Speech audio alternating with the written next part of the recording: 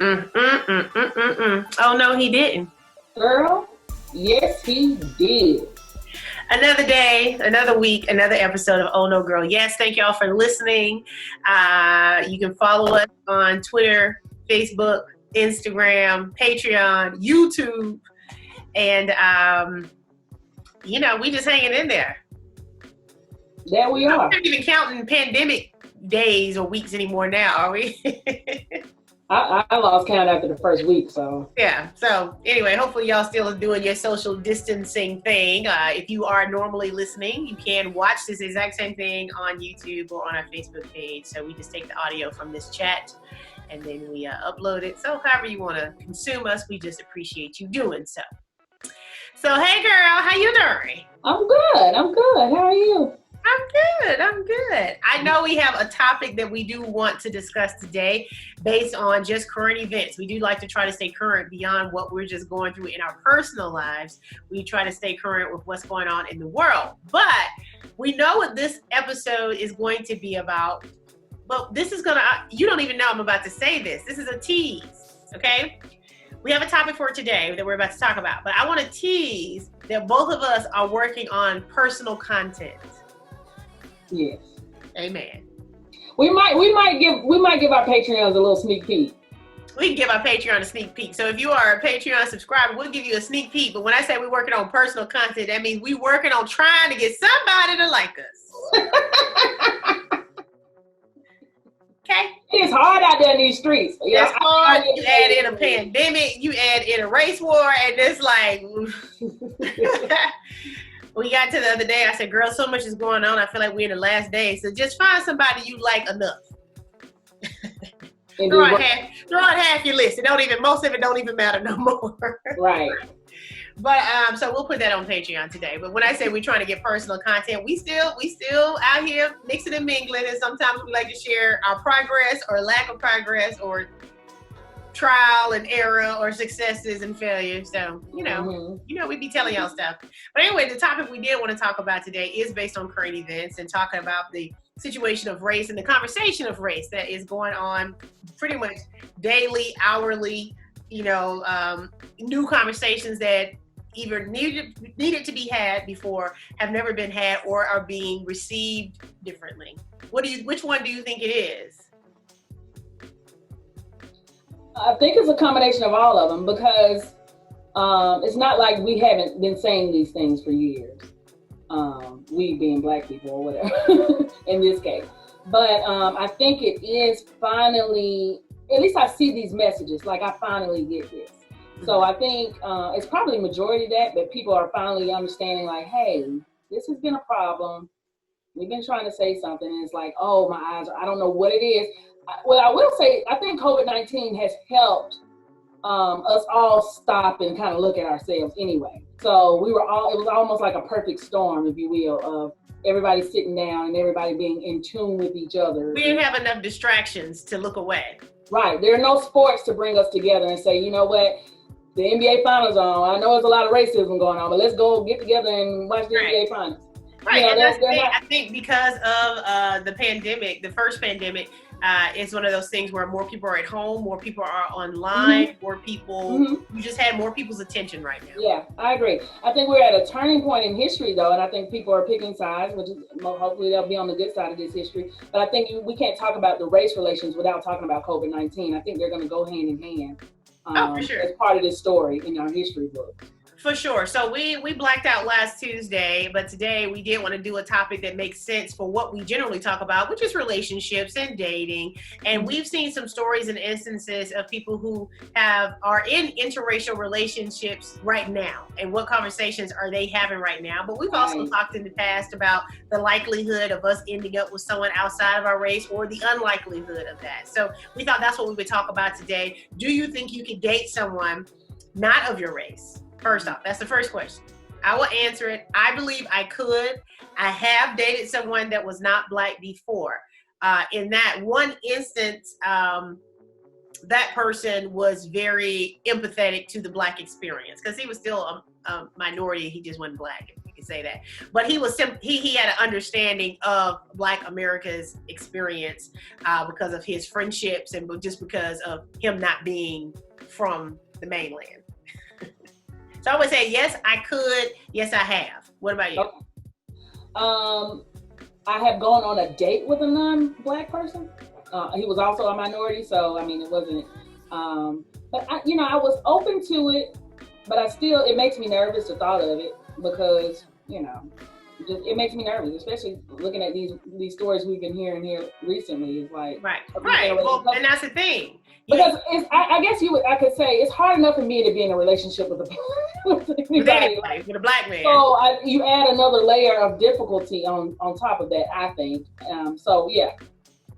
I think I became more open to the idea of interracial dating for myself once I realized I was not going to have children.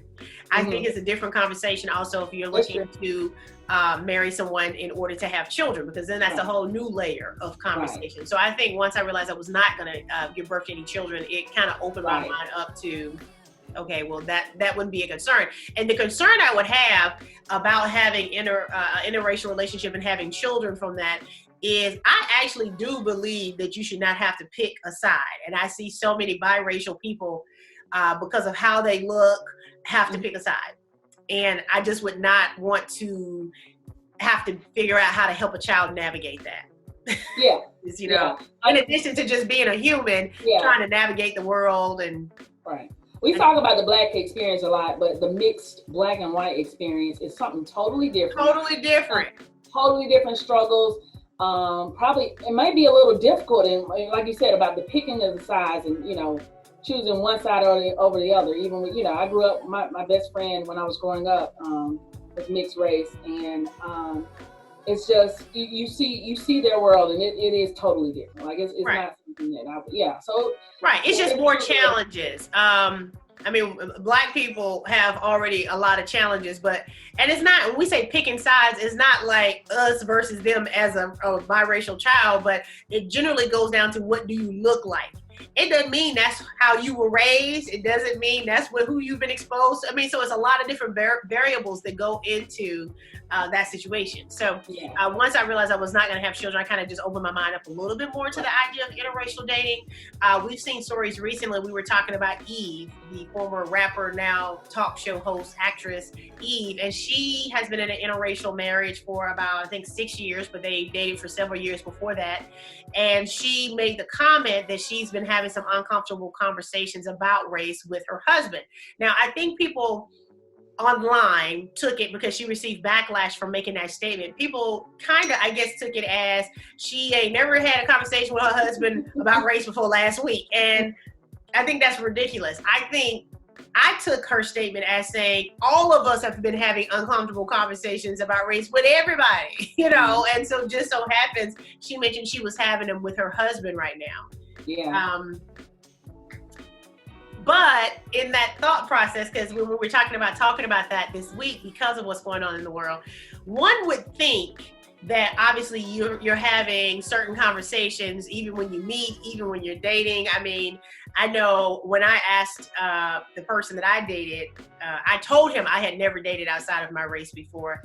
And he said he had an ex-wife that was of his complexion, but he just said he always was attracted to different things. But as he got older, he gave himself permission. Just kind of like, okay, I'm not going to be beholden to somebody else's standard of who I should be with. And again, we all go through those transitions as we grow up, of, okay, I just want to love who I love. But it's one of those things that you would hope they would have.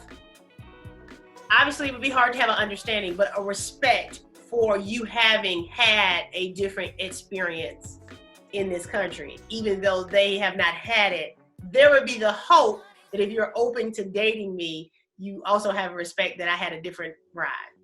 So if they didn't, would you still be open to dating? I don't know how you could date somebody who didn't. I mean, that's the thing I'm trying to figure out. Now, obviously, we're finding out that maybe people just aren't having those conversations and there's just a physical attraction. And then you get into a situation with somebody and you find out they actually are racist. You're like, how are you racist and we've been dating? It's like, we ain't never talked about it like that. Right. You know? Right. So I would hope, especially myself, speaking personally, that if I was going to date someone that was not Black, that we would have had conversations about their understanding of the Black experience. And it would be clear to you where they stood. Yeah. Yes. I agree. Yes. Yeah. And then even if they said, oh, well, I just don't understand and I don't know, I might take some pause because I'm not trying to coach nobody up to date. But I'm that same way with the Black man. I ain't trying to raise a man to date. I ain't trying to raise nobody, man. I don't care what color you are. So I still would probably feel a certain kind of way, like, I don't want to have to tell you the answer. I just need you to have it by the time you get to it. Yeah. There is a comfort in coming home after experiencing something and not having to say too much about it that your mate understands. Right. But it's already, but think about it, you have to explain to them the problem. Like, I shouldn't have to explain to you. Right. You don't have to start from the 1700s to tell them why you had a bad day today. Right. Like, some things should be known. So, I don't know. I mean, I can't speak for interracial couples, but I would think that both parties would need to figure out that other person's experience. You know what I mean? Right. And be intentional about learning about that other person's experience if it's going to work. That would be the hope. That would be the hope. That would be the hope.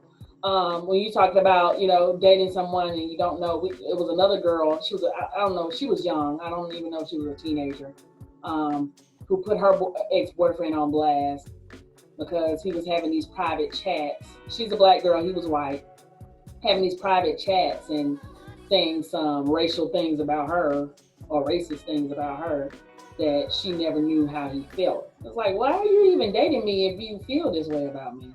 Right. Right, and that's the thing. Is it like a fetish? Is it like just a dare? Is it? And again, when it's physical, it's physical. I mean, we've talked about recently, in history and talking about understanding our history and why there was an attraction from the master to the slave, or whatever. But you would think to find racist text messages where he's calling you the N-word and talking about how much he can't stand you and how he should kill you and all that. It's like, oh, wait a minute, what happened? So why are you with her? So that's a broad gap from somebody maybe just not having an understanding or respect for your experience and actually being actually racist and dating you. Yeah. Because you would think it would be a mutually exclusive concept. You would think. Maybe One would think. Maybe not. I don't know. And so that makes me, I know, when we talk about race relations, I don't know the percentages, but I think, most people don't want to be racist even if they are. They might not want to be. It doesn't sound good. Huh? It doesn't sound good to say. I know. So, but I would hate to be in a relationship with someone and not really truly know what they really truly think about me. I don't know. It seems, I feel like I would always have a thought in my mind that maybe they thought they were better than me. I don't know. Right. I mean, but that's a realistic concern. I think, like I said, as I've gotten older, I've opened my mind up more to not even just dating outside of my race, but the age range has changed for me. Socioeconomic status has changed for me. So it's a lot of things have changed for me as I've gotten older, but that's because I can handle things differently now than I could when I was younger. I have a different grasp and understanding. Different things are important to me now. Different things are not important to me now. And so I think I would be open to it. I think I would still be open to it to this day, even with all of the conversations we're having. However, I think what we're going to see now with this shift in the new conversations we're having right now, more people will potentially become a potential option for you now. Right. Yeah. Because one, they may have been closed off. They may not have had an understanding. They may, so it might shift to where everybody opens up their mind just a little bit more, because I think it's very natural that when you play the game memory, you put like with like as a child, and your concept is like go with like, and this goes with that, and this goes together, and this goes together, and this goes together. And I think that's just a natural thing. I don't think it makes you racist when you don't think about interracial dating on either end. I just think you are conditioned to gravitate towards somebody that looks like you. Right. And I'm saying if we can start saying, hey, I know you might not have ever even looked at me because you didn't even see me as a human and you don't even realize that you had this implicit bias, you know, to say, I don't know. I don't know. It might be a white man out there that says, I don't know why. I never thought about dating a black woman. I never thought about them one way or the other. I know as a black woman, when I start opening my mind up to dating outside of my race, it was a refreshing thought because I did not feel limited. Yeah. Or who could love me. I felt like, okay, well, this opens me up to a whole new, you know, demographic of the world if I'm not limited. And so, you know. I will say this. There was a time where I don't think I would ever knock it. You know, it was just like if the opportunity presented itself, if there was like this perfect world and this great guy came into my life, no matter his race, then yeah, I would give it a chance. And then it came, we watched Love is Blind. And we saw Lauren and Cameron's relationship. And then that made me want to seek it. And you know what? But wait, let me say this. It was a lot. It's a lot of white people that got excited about Cameron. I know, but it was short-lived. You think they changed? Because now I'm back to the point where I'm like, if it happens, it happens. But I'm not intentional. I went on Bumble and actually, you know, swipe people who I normally wouldn't swipe just to see. After you saw Lauren and Cameron. Yeah, looking for my Cameron.